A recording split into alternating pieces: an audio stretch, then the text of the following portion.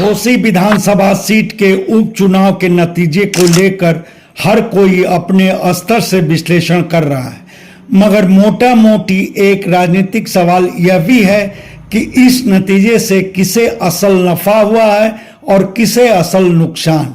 पहले नफे की बात, जाहिर तौर पर नफे में समाजवादी पार्टी है। एक तो समाजवादी पार्टी उस सीट पर न सिर्फ अपना कब्जा कायम रखने में सफल रही, बल्कि अपने वोट में भी हिस्सेदारी बढ़ा ली। पिछले साल आम चुनाव में समाजवादी पार्टी के खाते में कुल 1,08,403 वोट आए थे और इस उपचुनाव में समाजवादी पार्टी का वोट बढ़कर 1,24,427 पर पहुंच गया।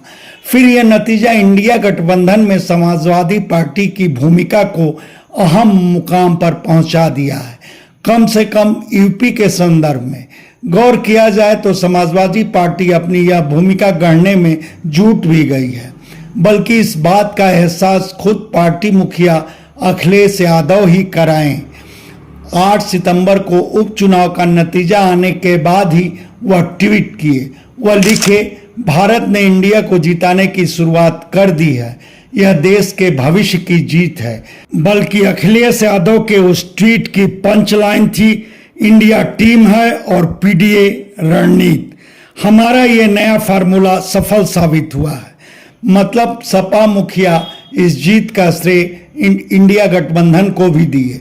तब हैरानी नहीं कि इस उपचुनाव के नतीजे को सपा मुखिया अगले साल लोकसभा चुनाव के वक्त इंडिया गठबंधन में सीट बंटवारे के मसले पर अपनी सम्मानजनक हिस्सेदारी के लिए भुनाएंगे।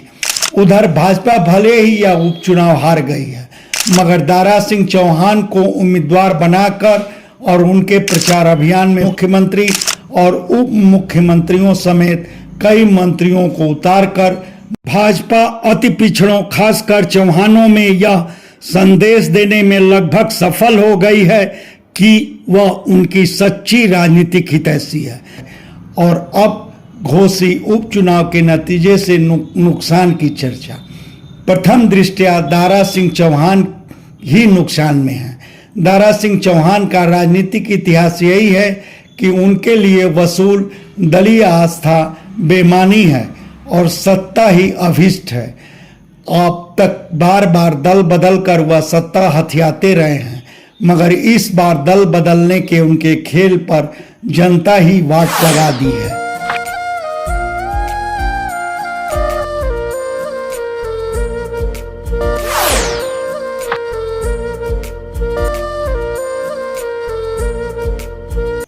कमोबेश यही बात सुभाषपा मुखिया ओम प्रकाश राजभर पर भी लागू हुई है। दरअसल ओम प्रकाश राजभर भी सत्ता के लिए बार बार पाला बदलने की फितरत आजमाते हैं और बेझिझक विरोधियों की लानत मलानत करते हैं। अब वह भाजपा के साथ है।